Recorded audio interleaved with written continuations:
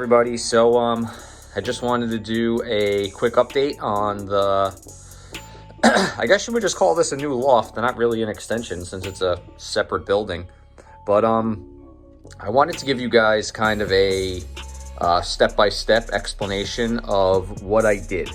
So this is it's a 9-foot by 12-foot shed, like 8 feet by 12 feet shed that I used as a shed. I didn't have a whole lot in it. I just didn't really ever put any shelving up, so most of the stuff was on the ground. But I put shelving up and I got most of the stuff off the ground, and then I built just kind of like a carport between this wall. There's this side of the shed, and there's maybe about 6 feet to my fence. So I put like a carport up that I put my lawnmower and ladders and shovels and stuff under, and I got everything out of here. So what I did is I came across, straight across, framed it out. So this is a little more than 8 feet wide, and put the door in here. This door is on hinges because I didn't have room to make it a slider. And this is it. When I'm done breeding, this is going to be the hen section. And I'm going to put all the hens in here, and all the cocks are going to go in the red loft that I started out with. And I'm going to build breeding boxes along this wall that are lockable, so I can lock birds together and get the specific pairs that I want with some better success than this year. I did all right with getting pairs I wanted, but could have been better. But it's the first year, so lots of learning curves this year. But I'm getting it. I'm getting the hang of it, and it's. I still view this all as a success. So in here I have that Jansen cock who really showed like no interest in any hens until today. And even when he had the Muleman hen with him, he really wasn't doing much. But as soon as we added this guy right here, I guess he viewed it as competition, and I put this hen in here too. And he seems to really like her, which is good. That's a good thing. Out of these two cocks and these two and the two hens in here, I don't care who pairs up with who. All four of them I view as pretty much equal, so I will be okay with anything. And I moved the Deverants in here just so I could finish the other section. And as a lot of you suggested to leave the cage top on, I did until the babies hatch and are a little bigger. Then I'll try to take the cage off and see how it goes, the cage top. And I have to get a piece of plywood for the top of that so they don't get pooped on, because these birds seem to like to hang out on top of them. But yeah, so that's what I have going on in here. And then I'll move over to the other section. So for this section, I made a sliding door, because there's not really enough room here to have a swinging door, because I have all my cans here with, this is all the Pigeons grits and minerals and vitamins are in here. And this is the pigeon feed. And then this is our chicken feed. So I got everything in the metal cans, and, so nothing can get in them. No rodents or anything if they happen to get in the shed. And I got some of the vitamins and stuff up there too. And I will eventually be putting, I'm going to get some of the rest of these tools out of here that are hanging up. They just weren't in my way, so I didn't really worry about it. And I'm going to put a couple of shelves up that I can, put some stuff on and just make it a little more functional. But, so here's the sliding door. Now, if you've ever looked at like barn door tracks for like a sliding barn door at Lowe's or Home Depot, they're pretty pricey. They're like upwards of $190, and I didn't need that. So what I did is I framed out a door, and then I ran a 2x2 up here to lock it in place. I did the same thing on the bottom with the 2x2, and I used 2-inch canter wheels on the bottom that you would use for like a dolly or a cart that I got at Lowe's for like $6 each. So $12 for wheels, and it was like $6 for the 2 pieces of wood. So 6 and 12, $18 to make a sliding door, not counting the 2x4s, which are less than $4 each. So for 4 2x4s plus the other supplies, very inexpensive to make a sliding door, and it works as it should.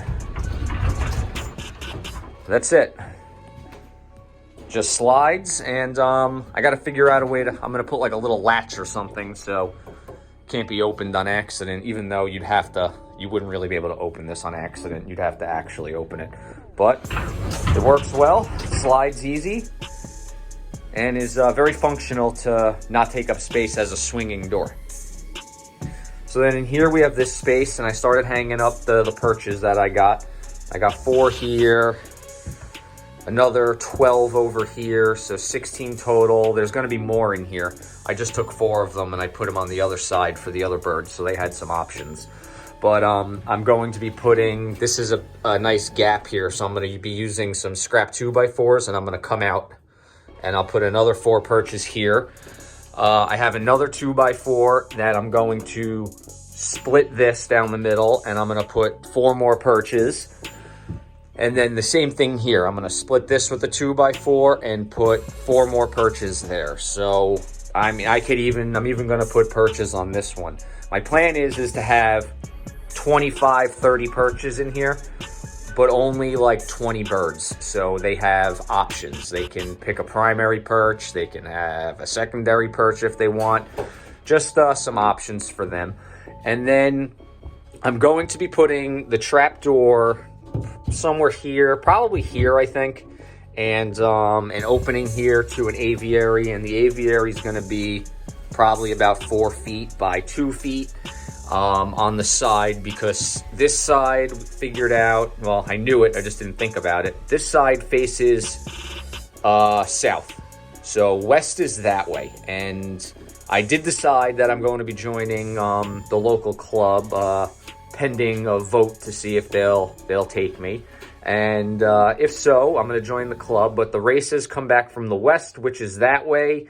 Unfortunately, that side of my shed is right up against the fence, so I can't have a trap door there. But I'm going to have it here so they can come from there, come in, and right down. It's about as direct as I can make it. But yeah, so the ceiling of this is just the roof, or the roof of this is my shelving, kind of like an attic, where I have some of my power tools in the boxes and some bins with some stuff. And this section is about, it is 9 by like 50 odd inches. And plenty of room to let me have a good number of birds, but small enough that I can't get carried away. And actually, if you can see there, the Jansen is,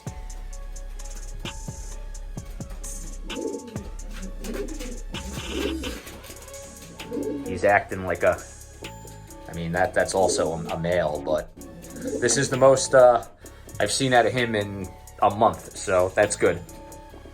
But yeah, I just wanted to show you guys everything, kind of a step-by-step breakdown. Nothing I did was very hard. It's, you know, anybody could do this and turn their shed into a nice little loft and still maintain some storage for your personal belongings. And I put lights up here. These are just LED strip lights that I ordered from Amazon. They cost about $8, and they're real bright. Comes with a little on-off switch, and I have these on a timer, so they'll go off on their own and they come on their own. But I went with those instead of like a regular light because, one, it's $8. 2, they're LEDs, so they last forever. I shouldn't be replacing these for years. And they give off almost, I just say not almost, none. They give off no heat, and they use almost no kilowatt hours. They virtually I'm not even going to notice it on my electric bill. That's how little electricity LED lights use. So I went with those, and I was gonna put another set in here, but I don't think I need to. I think it's that between that light and that light that it's bright enough in here to not need it. But yeah, I wanted to kind of show you guys everything while this is about 90% done. Still a little bit more to do in this section to finish this for the young birds. This is what I need to get done 100% the fastest. This section is bird worthy, but this won't be completely done until probably over the summer. But I'm gonna update everybody as I do this stuff because, you know, I had to watch a lot of videos of loft designs and kind of pick and choose what would work for the space I had. And, you know, this is what I came up with for what I needed. I wanted to have at least 3 sections for birds, which I have now, including my original loft. I wanted 2 sections that I could still keep my supplies in and have room to move around and do things. And I have plenty of room in here. So this is about 8 by 4 feet of a hallway I have for storage. I could come in here. I can set up my clock in here, my timer for when the races are happening, and be able to do everything from inside. I can come in here with the door open. I can come in here and call the birds in, and I can do a whole lot with the race team once they're in here and we're flying. But yeah, again, just gonna update you guys as I go and show you everything as I do it, so you can kind of see step by step for, you know, any ideas you guys may have in the future to do something like this. And, you know, I kept it simple. I didn't go too crazy. I didn't do half plywood with wooden dowels. Yeah, that looks really nice and everything, but in my eyes, just starting out, it's kind of unnecessary expenses. Plywood is still expensive. Maybe for 1/2-inch plywood, 4x8, it's still about $45 a sheet, maybe more, depending on where you are. Wooden dowels are a couple bucks each, and I would have needed 100 of them, so that's another $200 in wooden dowels. So I just went with the chicken wire because I got the 2 rolls of this, 2 3-foot by 50-foot rolls of this for 30 bucks each. 60 bucks for the chicken wire. I spent maybe,